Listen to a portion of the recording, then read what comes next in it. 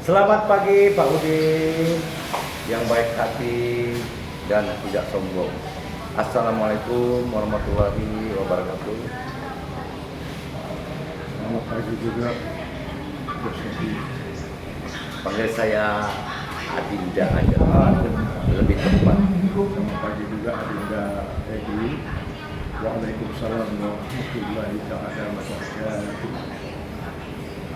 Mungkin ada yang tadi pertanyakan. Sebelum saya pertanyakan, alhamdulillah saya dapat undangan terutama di Hotel Nopanda ini.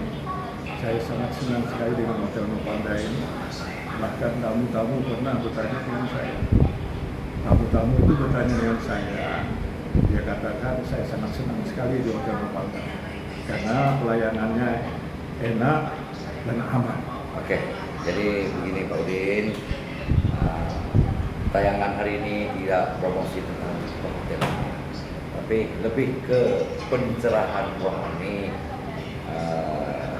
Kebetulan yang hadir ini Pak Udin dengan berkeyakinan Islam. Jadi saya ingin mengetahui lebih jauh, memahami lebih jauh tentang ajaran Islam yang sesuai kesepakatan kita bahas tentang khalifah. Kalau ucapan saya kalau ada kurang mohon maaf. Khalifah. Ya. Yang dimaksudkan khalifah itu apa Pak? Jadi dimaksud dengan khalifah ini adalah pergantian. Khalifah ini adalah pergantian. Pergantian pemimpin. Dari Nabi kita Muhammad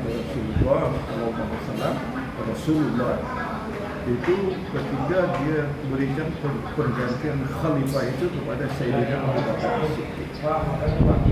Kemudian Sayyidina Abu Bakar As-Siddiq memberikan lagi khalifah ini kepada Umar radhiyallahu anhu. Kemudian pergantian lagi khalifah siapa? Utsman bin Affan radhiyallahu anhu. Kemudian pergantian siapa lagi? Yaitu Ali bin Abi Thalib radhiyallahu anhu. Itu khalifah. Luar biasa pemahaman Pak Udin tentang khalifah ini.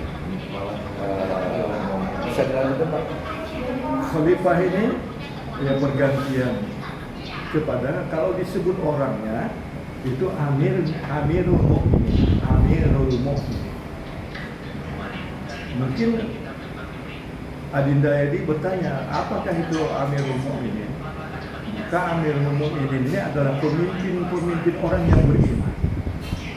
Seperti Sayyidina Abu Bakar As-Siddiq dari Rasulullah kepada Sayyidina Abu Bakar As-Siddiq, kepada Umar bin Khattab, Utsman bin Affan dan Ali bin Abi Thalib radhiyallahu anhu.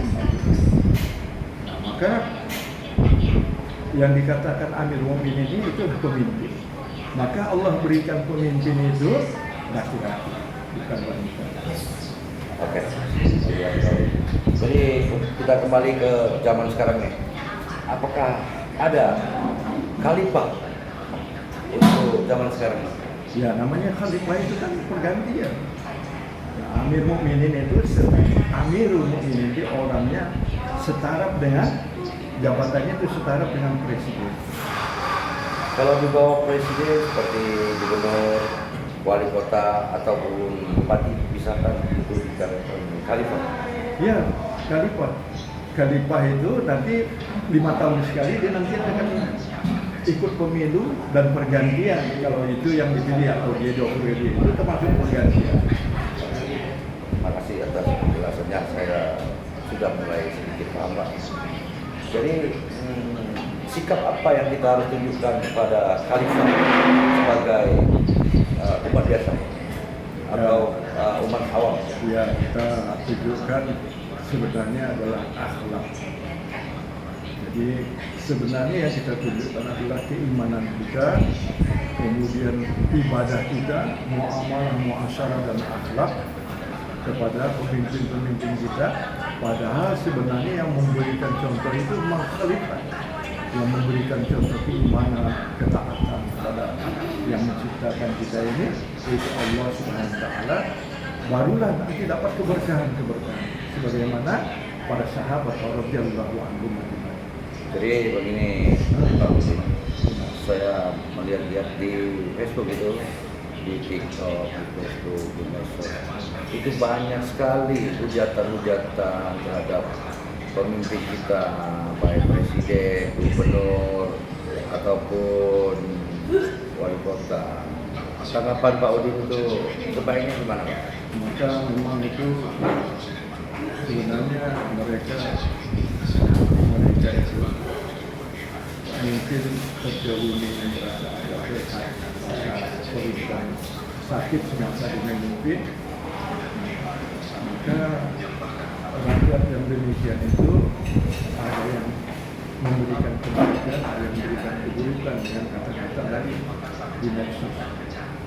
Maksudnya apakah boleh itu pemimpin kan dipimpin kalau untuk Indonesia ini kan kita perancis demokrasi, ada yang tidak memilih beliau, ada yang memilih setelah itu beliau lah jadi khalifah itu ya untuk suatu daerah khalifah tertinggi lah katakan untuk kelas posisi atau kota. Pertanyaan saya itu di medsos itu ada yang menilai jelek, yang bahkan mencaci maki. Itu tanggapan Pak Udin itu gimana? Karena kehidupan itu di zaman Nabi juga ada orang-orang juga di Nabi dan sahabat itu memang ada yang pro dan kontra. Ada yang mengasihi, ada yang menfitnah. Ini memang sudah ini, apalagi di zaman sekarang ini, di akhir zaman ini. Kalau digolong-golongkan itu termasuk dosa Apa ini? orang menilai jelek. Saya tidak mengatakan mereka menilai jelek. Maka orang yang menilai jelek itu sebenarnya dirinya lah yang paling jelek. Dirinya yang paling jelek sebenarnya. Bukan pemimpin. Tapi di situ ada hak orang masing-masing. Jadi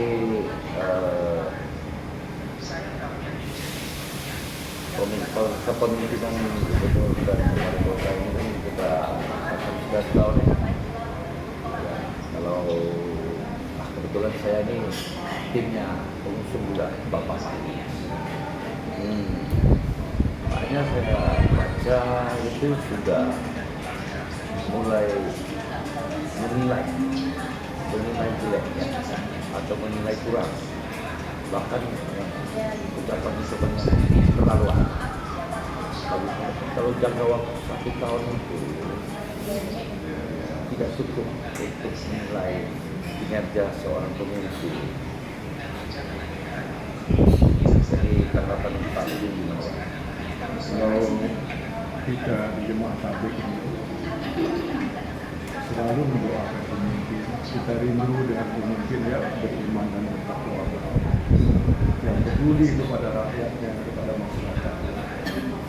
Pertama yang kita rindukan adalah keadilan dalam kepemimpinan. Dan saya sangat salut juga terbukti bahwa saya ikut dalam safari subuh. Ya. Salah satu itu doa daripada orang bawah kepada pemimpin. Sepertinya pemimpin wali kota kita Selalu mengingatkan Pak ya? Jadi Selalu mengingatkan pemimpin itu. ya, jadi pemimpin wali kota kita ini yang saya senangi bergaulnya dengan ustaz-ustaz alim ulama, sehingga dia bisa menampung apa yang dikatakan oleh alim ulama tentang kebaikan. Ya, itu saya sepaham. Kalau kita bergabung sama tukang jual palsu, maka bau daripada kita semua. Jadi gini, mungkin bisa Pak Udin jabarkan lagi. Kan banyak masyarakat menilai berbenah itu belum tercapai. Kalau menurut Pak Udin bisa memberi pemahaman kepada masyarakat menurut versi agama nih. Sebaiknya seperti apa arahannya? Kalau kita kaitkan dengan agama, memang dia tidak tidak instan. Yang namanya berbenah itu tidak instan. Maka dia bertahap. Nah, maka disitulah kita perlu berperangan dengan doakan seorang pemimpin supaya bisa terkabulkan semua. Ya, setuju Pak. Didoakan tapi bukan dicaci maki kan. Gitu. Di sini. Ataupun memprovokasi, mengajak orang untuk membenci, itu kan tidak baik. Nanti akan mempengaruhi kinerja seorang pemimpin. Namanya kehidupan dunia itu tadi pasti ada yang pro dan kontra, pasti ada yang baik, ada yang buruk. Ya, jadi maksud saya mempertanyakan hal itu supaya Pak Udu bisa mengarahkan masyarakat kita ini yang tidak semuanya itu memahami arti berbeda susahnya seorang pemimpin atau khalifah. Yang memang pemimpin yang bisa membenahi itu dia terjun langsung menghadapi masyarakat, menghadapi problem-problem masyarakat. Maka disitulah dia akan tahu poin-poin apa yang ingin dibenahi. Padahal dia sudah membicarakan poin-poin yang untuk dibenahi, tapi mesti poin-poin itu harus dilaksanakan dari Ini, tahun Pak, ke tahun sampai desa. maaf saya potong saudara. Apa kira-kira dosa orang-orang yang suka menjelek-jelekkan Ya, pemimpin itu? yang menjelek-jelekkan. Ada dong ayat-ayatnya. Nah, kalau yang menjelek-menjelekkan ini pemimpin Atau dia kecewa nih? pemimpin kan nggak tahu nih ya. Nggak tahu. Atau ada di medsos memburuk-burukkan pemimpin, itu namanya dalam agama itu menggibah. Apa? Menggibah. Gibah. Nah, Gibah. menggibah ini sangat-sangat habis amalnya, seperti pisau cukur mencukur jenggot. Orang yang menghibah ini Berat juga ya. menghibah pemimpin, walaupun dia Islam, walaupun dia non Islam, yang namanya orang menghibah ini habis amal-amalnya seperti pisau cukur mencukur jenggot, seperti dia memakan daging saudaranya sendiri. Oh gitu ya. Nah, itu namanya menghibah. Jadi, saran Pak Ustadz pada pemirsa atau kebetulan yang melihat pencerahan rohani hari ini, saran-sarannya apa? Kesalahannya kita. Saran-saran. Saran. Sarannya ini, terutama sarannya itu, kalau kita diberi arahan oleh ulama kita, hanya satu saja obatnya. Obatnya itu harus dakwah, jumpa mereka, ajak mereka kepada kebaikan, ajak mereka taat kepada Allah Subhanahu. Apabila sudah taat, mereka akan memberikan contoh kepada yang lain, bahkan kepada non-Islam sendiri. Itulah akhlak. Kalau akhlaknya baik, pasti orang non-Islam akan memuji-muji. Oh, ini akhlak orang Islam ini baik. Ini syaratnya, yaitu kita sebagai orang Islam ini sudah meninggalkan dakwah, sudah tidak yakin lagi bahwa dia itu memperbaiki dirinya, ingin selalu memperbaiki orang lain. Padahal kita itu sebenarnya ingin memperbaiki diri kita, itulah namanya islah diri. Memperbaiki diri, barulah orang lain akan melihat diri kita baik, akhlak kita baik. Oke lah. Mungkin untuk pencerahan rohani hari ini kita tutup sampai di sini dulu karena ini episodenya panjang. Ya, Panjang. Kalau mengenai khalifah tentang kepemimpinan ini panjang. Yang jelas Allah Subhanahu wa taala pilih pemimpin ini semuanya laki-laki. Tidak perempuan. Ya. Ya, tidak perempuan. Kalaupun perempuan ingin jadi pemimpin itu haknya. Kalau dia mampu duitnya, uangnya, kalau dia mampu pendekatannya di pusat, kalau dia mampu partainya. Itu bukan dalam konteks agama, Pak. Cuma Pakai duit, bukan, boleh. bukan dalam konteks agama memang, bukan.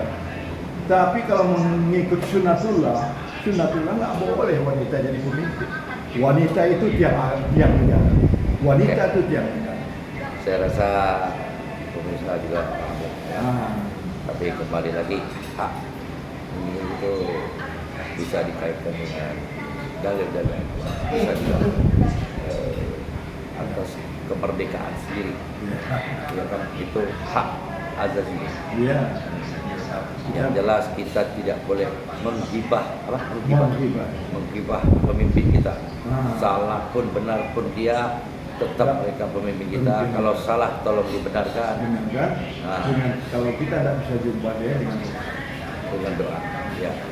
Terima kasih pemirsa, mungkin sampai di sini dulu. Semoga kawan-kawan yang mendengar pencerahan rohani yang singkat ini mendapat kesehatan dan rezeki yang berlimpah. Mungkin Pak Ustadz bisa menutup acara ini dengan sedikit doa sehingga semua pemirsa diberkati. Allahumma sholli ala sayyidina Muhammad wa ala ali sayyidina Muhammad. Allahumma sholli ala sayyidina Muhammad wa ala ali sayyidina Muhammad fil awwalin wal akhirin wa fil mala'il a'la ila yaumiddin. Allahumma sholli ala sayyidina Muhammad wa ala ali sayyidina Muhammad.